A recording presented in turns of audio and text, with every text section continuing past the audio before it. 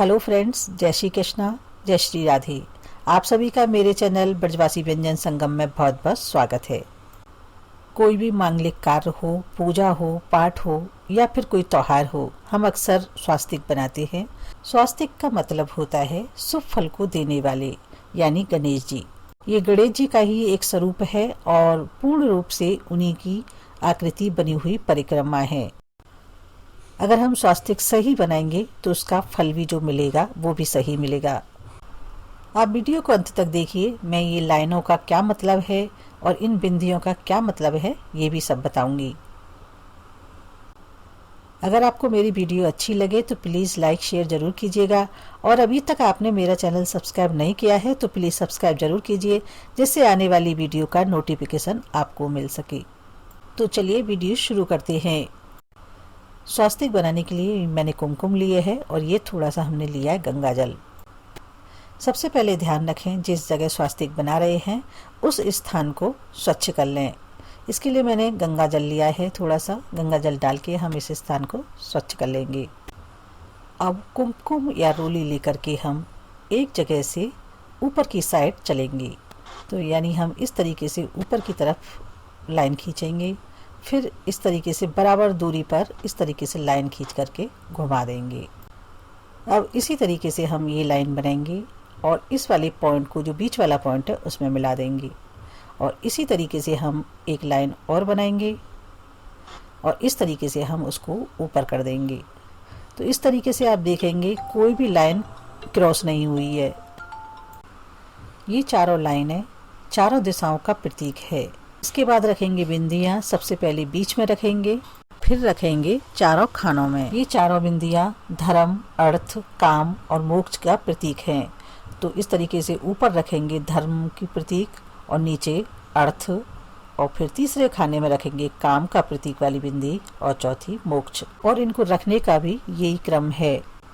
चार हमारी जो मुख्य दिशा हैं उसके अलावा भी और चार दिशाएं होती हैं। ये वाली जो लाइन है जी उनका प्रतीक है। तो इस तरीके से हम इनको भी करेंगे। ये देखने में भी सुंदर लगता है हमारा स्वास्तिक और दिशाएं भी पूर्ण होती हैं।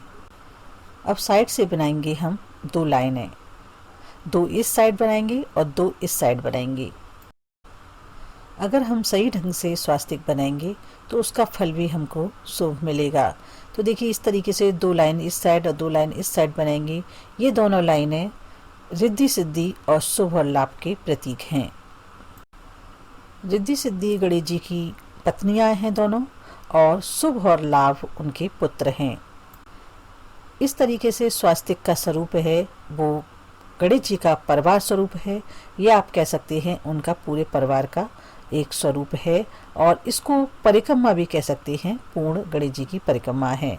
तो इस तरीके से ये गणेश जी का जो स्वरूप है, अगर हम इसको सही ढंग से बनाएंगे तो इसका जो फल प्राप्त होगा वो। और एक बात का और ध्यान रखें, ये जो लाइनें हैं इनका साइज इस स्वास्तिक के बराबर ही होना चाहिए या बड़ा होना चाहिए।